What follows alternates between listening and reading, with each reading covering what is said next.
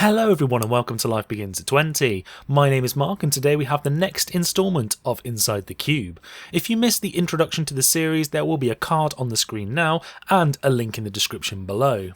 In this episode we're going to be diving into the first of our archetypes, which is known as Blink or Flicker, depending on your preference. We will take a look at what the archetype is, how it works, why it's effective, plus the anchor cards for it and how to support it in your cube. Just before we get into the video, I'd like to thank my new sponsors of my cube content, the Mana Base, for giving me the opportunity to grow and bring you all even better content. For those of you who don't know who they are, they're a website of fellow Magic the Gathering content creators like myself, bringing you content from all formats. Definitely do check them out over at themanabase.com, as I'm sure you'll enjoy what you see. So back to the episode, and I'm really excited to bring you one of my favourite archetypes in Cube, and hopefully this will help give you a better understanding of the archetype itself, in cube construction and even gameplay if you weren't so sure about it. So let's get stuck in. As many players know, the archetype was unofficially named by two cards. Flicker was the first name derived from its namesake, printed in Urza's Destiny, whereas the name Blink came from the Time Spiral card Momentary Blink. Whichever you decide to call the archetype, it means exactly the same thing.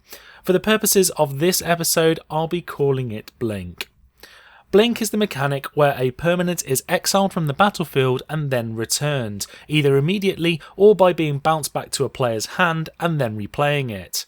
The permanent, whether this is a creature, planeswalker, artifact, land or enchantment, are completely new objects without any relation to its previous existence. The Blink archetype can be used in a whole manner of ways and incorporated into a wide variety of deck types. Aggro, control and combo decks can utilise this archetype to great effect. These examples should give you a greater understanding of how it works.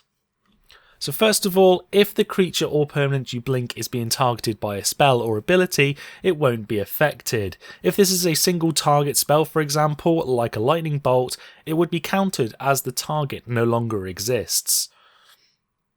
Enchantments and equipment will fall off the creature and any counters will be removed. This can be utilised to your benefit in a whole manner of ways in Cube, whether this is blinking a creature you control which is under an Oblivion Ring, bringing it back and being able to use it once more, or blinking an opponent's creature which has auras or a high amount of +1/+1 counters. This would cause all of these to fall off, and worst case they get the original creature back and the enchantments and counters are removed. Remember, if you blink a token creature it won't come back as it's not a permanent. This strategy is perfect for getting rid of golem tokens and X-cost creatures. Plus, in some cases it's been known to blink your own Oblivion Ring to change the permanent it's exiling from the game if a bigger threat has appeared on the board. The permanent you blink will return untapped. This is perfect for swinging in and having a defender again, artifact and even planeswalker abuse as well. Blinking Crystal Shard or Mana War after it's bounced a creature back already to do so again is a really fun play. Well, for you at least. If you blink a creature during combat, it will be removed from it and won't deal or be dealt damage. But if it was already assigned as a blocker, the opponent's creature will still be blocked by it, preventing any damage, unless the creature has trample. Some of these cards with blink effects can target other players' creatures, which can be extremely valuable played at the right time. For example, bouncing back a big threat off the table with the likes of Mana War gives you another turn to find more answers or even finish off the game. But the main reason for this archetype being so powerful, and one of the most common archetypes within Cube, is the ability to abuse the massive amount of powerful creatures with enter the battlefield and leaving the battlefield effects, gaining an obscene amount of value from these already incredible cards. I'm sure a lot of players will be aware of how powerful Thragtusk is, with his enter the battlefield effect gaining 5 life, and when he leaves the battlefield giving you a 3/3 beast creature token. Mana War is another that blinking would enable you to bounce your opponent's creatures back into their hands, allowing you to set up better combat phases for yourself or just putting your opponents back a turn. Blinking Siege Gang Commander will give you 3 more 1/1 Goblin tokens to make your side of the board look a lot stronger. Blinking Necrotile would produce another piece of removal, and then Blinking Sun Titan will bring back a 3 casting cost or less creature from your graveyard onto the battlefield, giving you the potential of another enter the battlefield trigger. Plus there are so many more cards in cubes that would have taken advantage of this mechanic. So from this handful of cards you can see that the Blink archetype is very strong and can be utilised by every single colour, although the main 2 colours that have the cards you'll need to play this archetype are in blue and white. For these cards I'll be talking about unpowered or powered cubes for the anchor cards, but I'll be giving a larger list of supporting cards that will give options to peasant and pauper cubes too. So for the powered unpowered players, if you see cards that won't get into your cube, please don't worry, I'm not saying they should all go in at every power level. Like I mentioned a moment ago, the primary 2 colours you'll need for the Blink archetype are white and blue, as these are the colours with access to all of the creatures and spells to support the archetype. For the secondary colours which work well with the archetype, as you can probably guess from the video so far, are all 5. Every single colour has creatures with enter the battlefield effects and spells which would gain a benefit from utilising this archetype in a deck. As for the main anchor cards for this archetype, we have 3 cards that really do the job well for us. Restoration Angel, Flicker Wisp, and a newer card from Oath of the Gatewatch in the form of Eldrazi Displacer. All 3 of these creatures do exactly what you need to get the blinking started.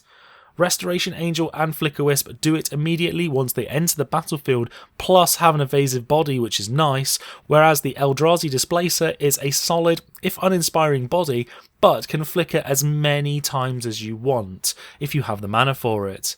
Each of these have their merits, but certainly are the main core of the archetype. As for the supporting cards for this archetype, there are plenty to choose from. In the form of Planeswalkers, Venser the Sojourner is the main one available to us, and he is absolutely incredible for what we want to achieve. His +2 does exactly what you need to contribute to this archetype, especially as it's blinking any permanent rather than just a creature. Moving on to the creatures themselves, depending on the power level of your cubes, we have the following: Brago King Eternal, Core Skyfisher, Waterfront Bouncer, Manowar, Gale Powder Mage, Vizier Deferment from the new set, and Glimmerpoint Stag, just to name a few.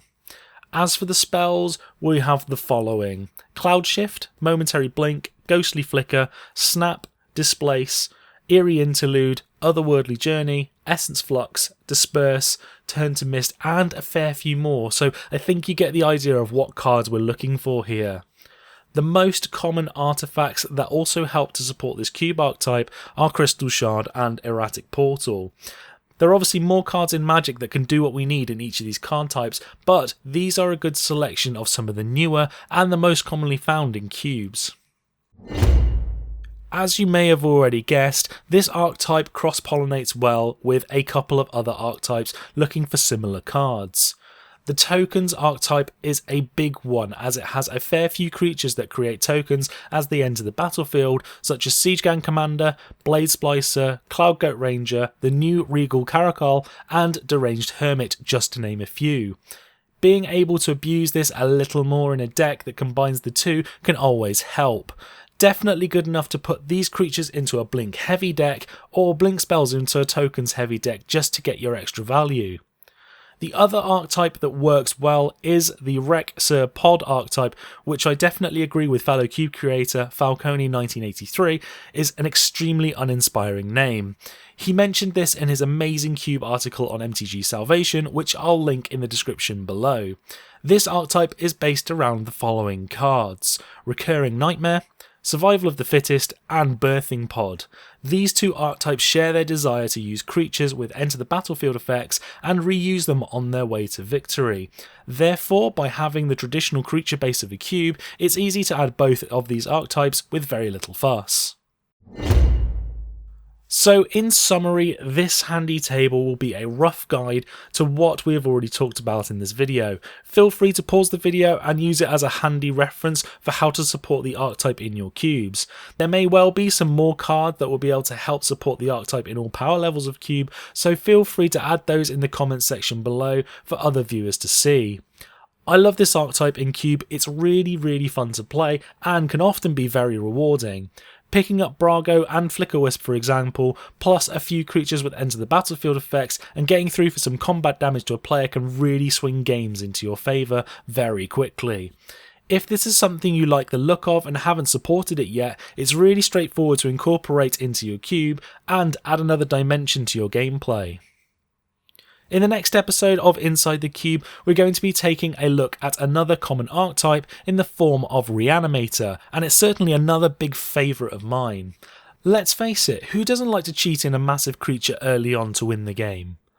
Plus, in the coming weeks, we'll be diving into the tokens, burn and super ramp archetypes, so definitely stay tuned for them. I'd like to again thank the Mana Base for sponsoring this video and adding me to their list of great content creators. Definitely do check them out at themanabase.com, as all of your format needs will be covered from Pauper to Limited and Cube. Definitely do check them out. Just to remind you, I'm currently doing a 750 subscriber giveaway, giving you the opportunity to win an Amonkhet bundle. There will be a link in the description below of how to enter that. The closing date is at the end of May, so there's plenty of time left to enter. If you enjoyed the video, hit that like button, share it and hit that subscribe button if you haven't already for new videos every Tuesday and Friday. Don't forget to hit that notification button to know when each video is uploaded. With your support we can really help the channel to grow. Thank you all for watching and I'll see you in the next video.